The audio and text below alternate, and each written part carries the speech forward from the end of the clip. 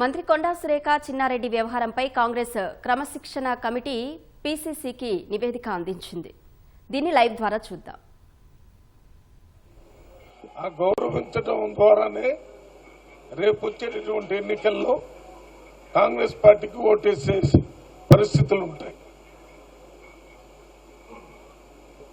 Congress party గౌరవం దెబ్బతినే పరిస్థితి కానీ, రేపు వచ్చే ఎన్నికల్లో కాంగ్రెస్ కి నష్టం జరిగే పరిస్థితి కానీ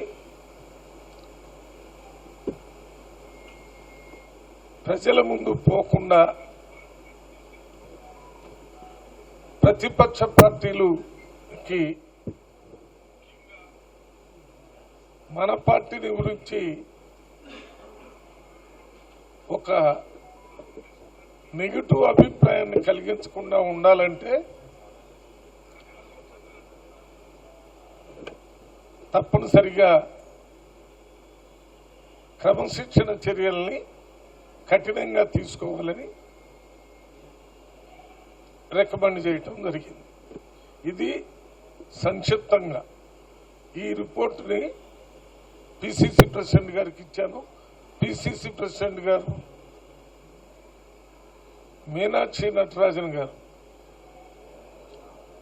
ఏఐసిసి సెక్రటరీ ఇన్ఛార్జ్ తెలంగాణ వారి దృష్టికి తీసుకుని వెళ్తారని చెప్పారు. అక్కడి నుంచి ఏఐసిసి ప్రెసిడెంట్ గారికి, అక్కడి నుంచి ఏఐసిసి జనరల్ సెక్రటరీ ఆర్గనైజేషన్ వారికి వారి రిమార్క్స్ తో పాటు నా రిపోర్ట్ కూడా పంపిస్తానని చెప్పారు. నా తరఫున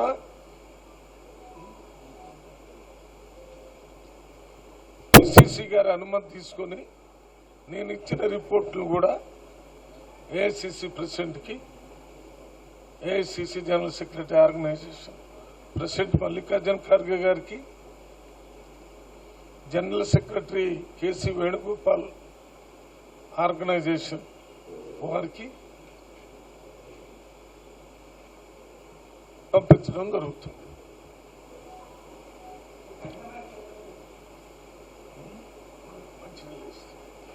ఇది కఠినమైన చర్యలు ఏంటి అనేది మా కాంగ్రెస్ పార్టీ హైకమాండ్ నిర్ణయం తీసుకుని మీ అందరికీ చెప్తారు. నాకు కూడా రిపోర్ట్ నాకు కూడా పంపిస్తారు. అప్పుడు ఆ కఠిన చర్యలు ఏంటో చెప్తారు. నేను రాసిన అంతా డిసిప్లిన్, క్రమశిక్షణ దాటినట్టుగా ఉన్నారని నేను నోటీస్ ఇచ్చాను. దానికి వాళ్ళు రిప్లై ఇచ్చారు. ఆ రిప్లైని స్టడీ చేసి నేను పంపించాను. దాని మీద ఏ రకమైన చర్యలు తీసుకోవాలో హైకమాండ్ నిర్ణయిస్తుంది. నేను రికమెండ్ చేసిందే మీకు చెప్పాను, మీరు రికమెండ్ చేసింది నేను చెప్పను.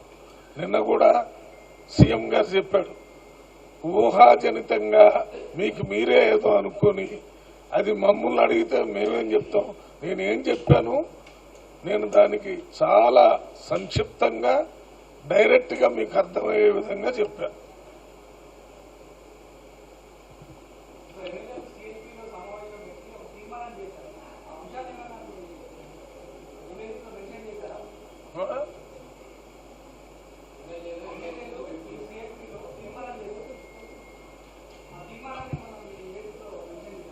నేను ఇందాక మాట్లాడేటప్పుడు ఒక మాట చెప్పాను. ఇప్పుడు ఇచ్చిన నోటీస్ సమాధానంతో పాటు దానికి సంబంధించిన ఇతర అన్నిటి మీద ఒక సమగ్రమైన రిపోర్ట్ ని పంపించి, ఇది క్రమశిక్షణ లేకుండా కాంగ్రెస్ పార్టీ పనిచేస్తుంది, ప్రభుత్వం పనిచేస్తుందంటే ఇక్కడ పార్టీకి నష్టం జరుగుతుంది. వచ్చే ఎలక్షన్ లో మన ప్రభుత్వానికి కూడా ఓట్ల ద్వారా నష్టం జరుగుతుంది. అందువల్ల వీటన్నిటిని సమగ్రంగా పరిశీలించి ఒక తీవ్రమైన ఒక మెసేజ్ ని కాంగ్రెస్ పార్టీ లీడర్స్ కి, కాంగ్రెస్ పార్టీలో ఉన్న క్యాడర్స్ కి అందరికి కూడా పంపించాల్సిన అవసరం.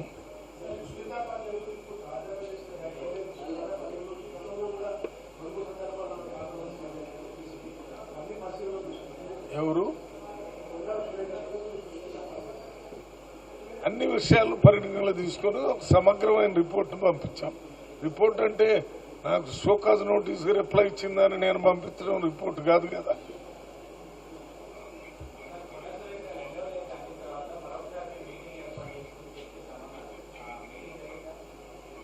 ఎవరిది?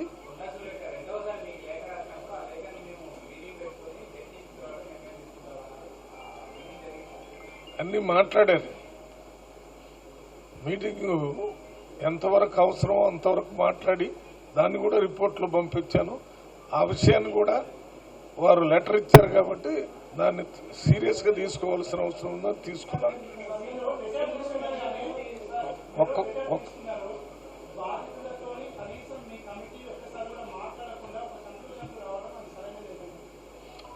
అదంతా కాంగ్రెస్ పార్టీ హైకమాండ్ చూసుకుంటుంది. అది సరైన నేను నేను 3 గంటలు గాంధీ భవన్లో కూర్చున్నాను. ఒక రోజు ముందు నుంచే నేను గాంధీ భవన్లో 3 గంటల నుంచి నేను ఇచ్చిన నోటీసులోనే 3 రోజుల్లో రిపోర్ట్ తీసుకొని నాకు సబ్మిట్ చేయమని చెప్పాను. దానికి మీరు అక్కడ అడగాల. అది పంపించారు. నేను ఇక్కడ కూర్చొని మాట్లాడాను. అయినా వీటన్నిటి మీద కాంగ్రెస్ పార్టీ హైకమాండ్ ఆలోచన చేసి నిర్ణయం తీసుకుంటాను.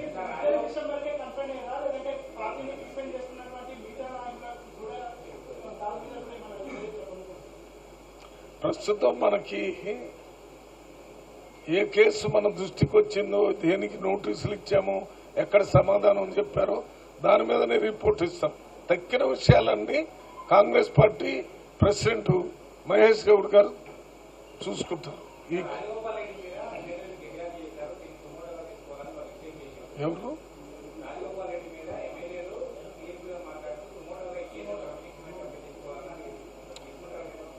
వాటన్నిటి గురించి సమగ్రమైన రిపోర్ట్ పంపించాను. అన్నిటి మీద కాంగ్రెస్ పార్టీ హైకమాండ్ ఏమి రిపోర్ట్ చేస్తుందో చెప్తాను. నేను అదే రిపోర్టుని నేను నేను నోటీసులు ఇచ్చినవి అవి ముఖ్యం. తక్కిన ఎవరి ఉన్నాయో లేవు అనేది మీరు ఏదైనా రాసుకుంటే అది మీ ఇష్టం. ఇందాక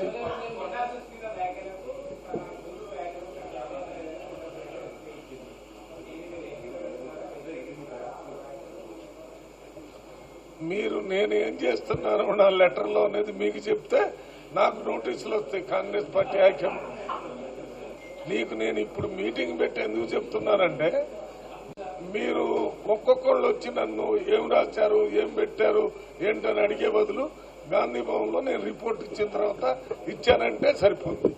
అంతేగాని నేను ఇచ్చిన దాంట్లో మెయిన్గా పబ్లిక్గా కాంగ్రెస్ పార్టీకి సంబంధించిన విషయాల్ని మీడియా ద్వారా కానీ ఇంకో రకంగా వెల్లడించకూడదు. మరి నేను వెల్లడిస్తే నేనే ఇండిసిప్లిన్ లాగా అయిపోతాను. అందుకని దయచేసి నన్ను ఆ స్థితి పోయేటట్టు నెట్టొద్దని మిమ్మల్ని రిక్వెస్ట్ చేస్తాను.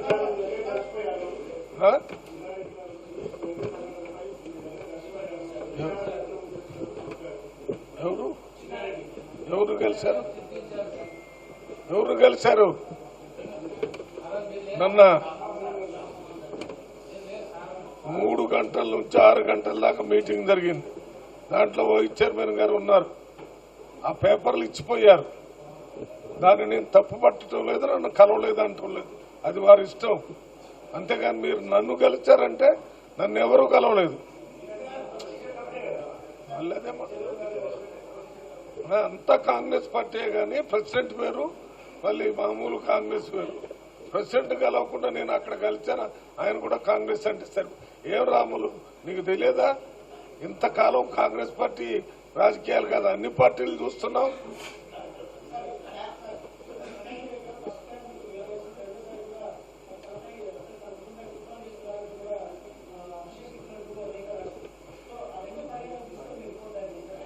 అన్నిటినీ పరిగణలోకి తీసుకున్నాం.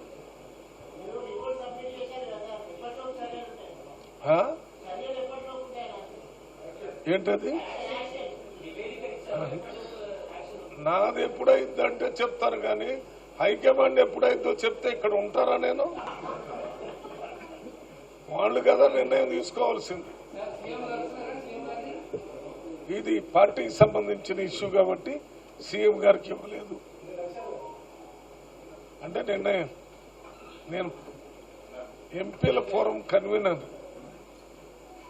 ఢిల్లీ నుంచి ఆయన యూకే పోయేటప్పుడు రాత్రి 1 గంటకు కలిసి సెండ్ ఆఫ్ చేశాను, మళ్ళీ వచ్చేటప్పుడు వెల్కమ్ చేశాను. అది నా బాధ్యత అని అనుకుంటున్నాను. ఆ ఎయిర్పోర్ట్ లో చేసి వారిని ఇంటి దగ్గర దించి నేను వెంటనే నిన్నంతా నాగర్ కర్నూలు, వనపర్తి, కొల్లాపూర్, అచ్చంపేట ఈ కాన్స్టిట్యున్సీలన్నీ తిరిగి వచ్చాను. రాత్రి 1 గంట 2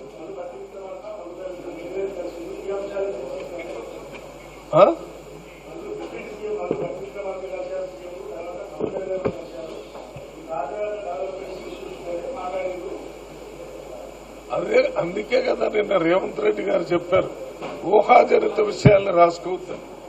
నేను నా విషయం చెప్తున్నాను, నేను కలిసింది, నేను వెల్కమ్. అప్పుడు ఏం లేదు కదా పోయేటప్పుడు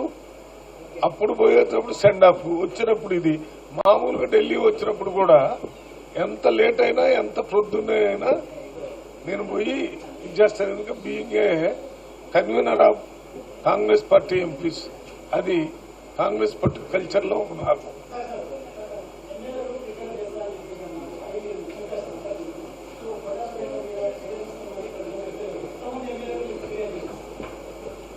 మీ అందరికి తెలిసినట్టే నాకు కూడా తెలిసింది, చేసినట్టుగా భావిస్తున్నాం.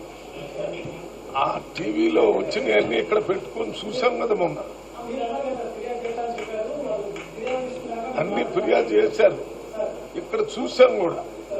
మేము మా టీవీలో వారు ఏం మాట్లాడారనేది మొదటి టీము ఎమ్మెల్యేలు, సెకండ్ టీం ఎమ్మెల్యేలు మాట్లాడిన దానికి కారణం ఏంటంటే ఏదో వ్యతిరేకంగా మాట్లాడారని మాకు ఒక రిప్రజెంటేషన్ ఆనరబుల్ మినిస్టర్ కొండ సురేఖ్ గారు ఇచ్చారు కాబట్టి అది కూడా పరిశీలన చేశారు. అంటే దాంట్లో వేరేం చెప్పారంటే వారు మాట్లాడిన దాని వెనక ఎవరున్నారో గుర్తించాలని, అంటే దానికోసం వివరాలన్నీ తెలుసుకున్నారు.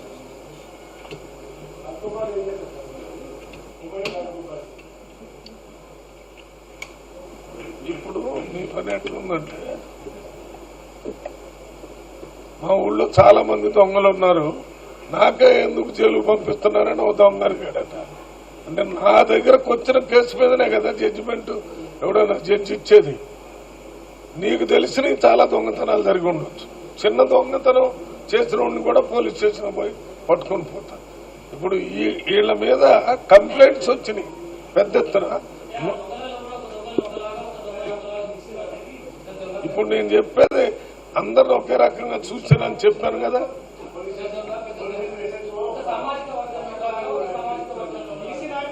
అస్సలు మీరు ఆ రకంగా మాట్లాడాల్సిన అవసరం వచ్చినప్పుడు మాట్లాడండి. నేనే ఒక బలహీన వర్గాలకు సంబంధించిన వ్యక్తిని. ఎస్సీ అంటే ఈ క్యాస్ట్ సిస్టంలో ఆ లిచ్చర మెట్లలో చిన్న మెట్టు, మొదటి మెట్టు మా అయితే నేనెందుకు చూస్తాను అట్లా. మరి ఇప్పుడు మనం ఇద్దరు ఉన్న దాంట్లో ఇద్దరి గురించి చెప్పానా మీకు? దాంట్లో ఇద్దరు బీసీలే ఉన్నారా? మీరు మీ పేరేంటమ్మా? మరి నేను ఇద్దరు పేర్లు చెప్తున్నాను కదా, విన్నావా? కొండా సురేఖ్ గారు, తర్వాత చిన్నారెడ్డి గారు. అంతకుముందు వేరే పేర్లు కూడా చెప్పాను. నిన్న మొన్న ఆయన పేరు కొండా, ఆయన పేరేంటి, జక్కిడి ప్రభాకర్ రెడ్డి కూడా చేశాం కదా.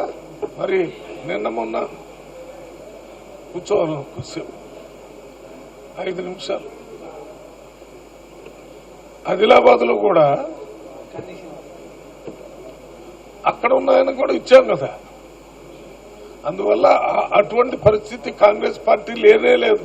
కాంగ్రెస్ పార్టీ ఒక్కటే ఎస్సీ, ఎస్టీ, బీసీ, మైనార్టీలు ఎప్పుడు వాళ్ళకి సముచిత స్థానం పార్టీ ఆర్గనైజేషన్ లో, ప్రభుత్వంలో ఇవ్వటం జరుగుతుంది. ఇది మొన్నటి వరకు పరిపాలన చేసినటువంటి బీఆర్ఎస్ పార్టీ లాంటిది కాదు. 2014 నుంచి 19 దాకా ఒక్క మహిళను కూడా మంత్రిగా చేయలేదు. దాని మీద మీరు అడగాల్సి ఉంది. 5 సంవత్సరాలు వదిలిపెట్టారు. 5 సంవత్సరాలు మొత్తం కేబినెట్ లో ఒక్క మహిళ కూడా లేకుండా పరిపాలన చేశాడంటే అది అసలు ప్రజాప్రభుత్వం అంటారా దాన్ని? వినాలి 50% జనాభాలో 50% మహిళలు. ఏమైంది? ఇప్పుడు మేము మహిళలకు సముచిత వచ్చిన రెండో రోజు నుంచి ఇచ్చాం కదా, ఒక్కళ్ళకే ఇచ్చామా? మోర్ దాన్ 1 ఇచ్చాం. ఆ రకంగా కాంగ్రెస్ పార్టీ ఉన్నదమ్మా. మీరు ఎప్పుడైనా చూడండి, భారతదేశానికి ప్రధానమంత్రి ఒక మహిళ. ఎన్నో రాష్ట్రాల్లో మహిళలకి కాంగ్రెస్ పార్టీ చీఫ్ మినిస్టర్ చేసింది. చాలా మంది బీసీలను ముఖ్యమంత్రులు చేసి, అంజయ్ గారిని ఇక్కడ ముఖ్యమంత్రి చేసింది కాంగ్రెస్ పార్టీ. బీహార్లో చేశారు బీసీలు. బీహార్లో ఒక మైనార్టీని ముఖ్యమంత్రి చేశారు. ఇక జగ్జీవన్